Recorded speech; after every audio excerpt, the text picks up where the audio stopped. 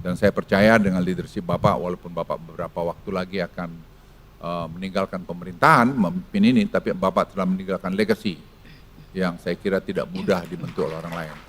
Dan saya percaya Bapak Presiden, sepanjang waktu orang akan mengenang bahwa Bapak telah meletakkan landasan negara ini menjadi negara industrialisasi.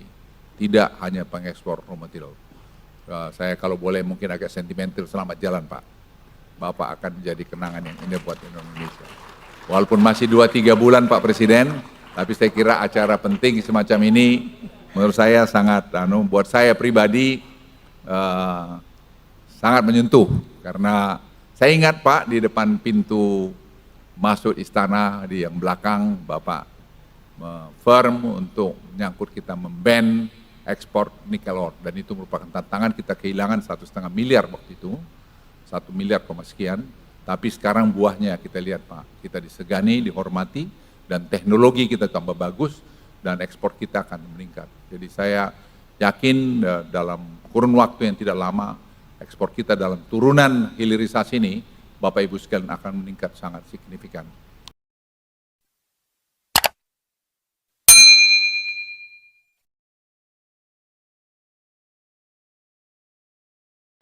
Assalamualaikum warahmatullahi wabarakatuh. Bapak Presiden yang saya hormati, teman-teman Menteri Kabinet Indonesia Maju, Jabat Gubernur Jawa Tengah, Bapak Nana Sujana, Bupati Kendal, Bapak Diko Matado Gani Duto, Bapak Ibu Forkompinda Provinsi Jawa Tengah, Chairman BTR New Material Group, Mr. He Swing Kin, beserta jajaran dan para hadirin yang berbahagia. Presiden yang saya hormati, izinkan saya melaporkan arti pentingnya acara kita hari ini. Ini betul-betul memang penting. Jadi Pak Airlangga suruh saya pidato lagi Pak, padahal sebenarnya janjian kita udah dia saja Pak. Ini produksi komersial pabrik bahan anoda litium baterai dari PT BTR New Energy Material. Tadi sudah dilaporkan oleh Pak Airlangga, proyek ini dibangun hanya 10 bulan, dari sejak perjanjian investasi ditandatangani Bapak Presiden di Tiongkok pada 2023 Oktober. Hari ini diresmikan. Dan ini sebenarnya merupakan satu ekosistem yang kita bangun, dan jadi kita makin yakin Pak Presiden, dengan ekosistem yang sudah terbangun ini, Indonesia tidak bisa diabaikan lagi dari mana-mana. Dan ini saya kira yang coba dicontoh banyak negara sekarang ini. Tapi kita memang harus konsisten dalam dua hal. Satu mengenai legal kita, yang kedua mengenai policy kita. Jadi policy itu jangan ada di overrule lagi, kita harus bisa konsisten. Karena itu yang menjadi sangat penting Bapak Presiden, dan juga kami pembantu-pembantu Bapak untuk melihat anoda adalah salah satu komponen utama dalam litium baterai yang berperan sebagai sumbu negatif. Sementara nikel yang hilirisasinya telah dilakukan selama ini adalah membentuk komponen katoda yang berperan sebagai sumbu positif. Jadi tidak bisa, karena kita juga masalah tarif ke Amerika itu kita sudah dapat 25%, sehingga Amerika pun melihat bahwa Indonesia itu menjadi tempat ini menjadi import mereka yang terbaik.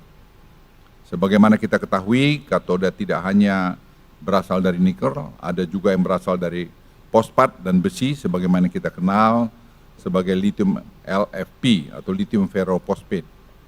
Namun apapun jenis katodanya, nikel atau LFP, tetap membutuhkan anoda agar lithium baterai dapat berfungsi.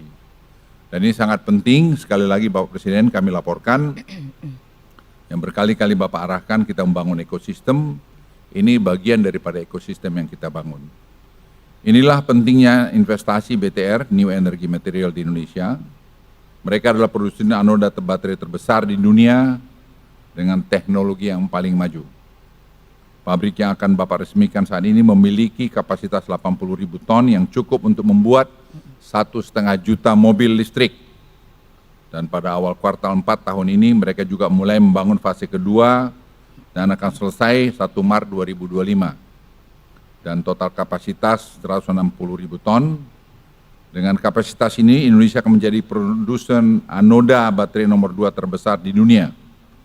Dan pabrik ini menjadi yang terbesar di dunia sebagai pembanding pada Bapak saja. Jepang hanya memiliki kapasitas produksi anoda sebesar 10.000 ton. Dan Korea Selatan hanya 40.000 ton. Sementara itu pabrik terbesar di Tiongkok saat ini kapasitasnya adalah 100.000 ton. Jadi kita akan bisa melewati Tiongkok dalam beberapa waktu ke depan. Dengan adanya pabrik anoda baterai ini, ekosistem industri lithium baterai di Indonesia akan semakin lengkap. Dan sesuai tugas yang Bapak Presiden berikan kepada kami, kita tidak hanya akan mengembangkan lithium baterai, tapi yang berbahan katoda, nikel, tapi juga katoda LFP dan pabrik LFP saat ini sedang dibangun Indonesia. LFP ini memang menjadi penting, walaupun LFP ini sebenarnya berpengaruh dengan cuaca yang ekstrim dingin maupun ekstrim panas. Oleh karena itu, tetap saja orang masih melihat lithium baterai itu pilihan yang terbaik saat ini. Bapak Presiden yang saya hormati, serta para hadirin yang berbahagia, keberhasilan kita untuk membangun hilirisasi dan mengembangkan ekosistem mobil dan baterai tidak lepas dari arahan Bapak Presiden dan konsistensi pemerintah dalam menjadikan aturan yang baik.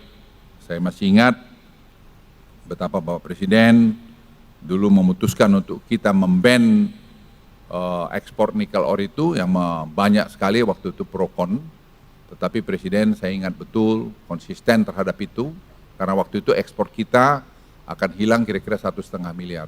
Tapi Bapak Presiden dengan keputusan Bapak waktu itu, tahun lalu ekspor kita sudah hampir lebih dari 34 miliar dolar. Jadi angka yang sangat besar. Dan kita melihat kalau proses ini terus berjalan pada tahun 2027,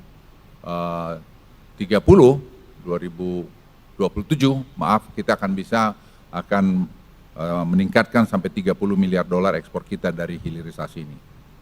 Dan ini saya kira akan membuat Indonesia menjadi ekonominya menjadi tambah penting. Kredibilitas ini menjadi penting karena ini akan menjadi dasar kepercayaan bagi investor. Kita tidak dapat bersaing lagi dengan negara-negara tetangga hanya sekedar mengandalkan insentif. Tidak hanya insentif, tetapi kredibilitas dan kepercayaan menjadi faktor kunci yang harus kita pertahankan. Kita akan memiliki pesaing dalam pengembangan KEK dari Johor dan Singapura, yang pada awal tahun ini akan ditandatangani koridor Special Economic Zone, di mana Johor akan menyediakan lahan dan sumber daya energi yang kompetitif, di mana Singapura mendukung dengan kualitas SDM yang tinggi. Saya senang Bapak Presiden selalu mengatakan kita kompetitif, kita harus kompetisi. Kami tidak takut bersaing dengan mereka karena kita juga memiliki modal kekuatan yang baik serta kredibilitas kepercayaan yang selama ini sudah kita bangun. Dan saya percaya dengan leadership Bapak, walaupun Bapak beberapa waktu lagi akan meninggalkan pemerintahan, memimpin ini, tapi Bapak telah meninggalkan legacy yang saya kira tidak mudah dibentuk oleh orang lain.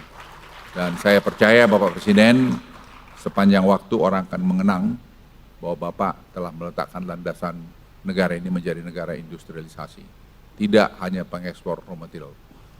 Saya kalau boleh mungkin agak sentimental, selamat jalan Pak. Bapak akan menjadi kenangan yang indah buat Indonesia.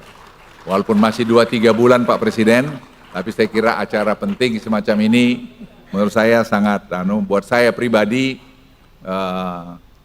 sangat menyentuh. Karena saya ingat Pak, di depan pintu masuk istana di yang belakang, Bapak firm untuk menyangkut kita memban ekspor nikel ore. Dan itu merupakan tantangan, kita kehilangan 1,5 miliar waktu itu, 1 miliar sekian.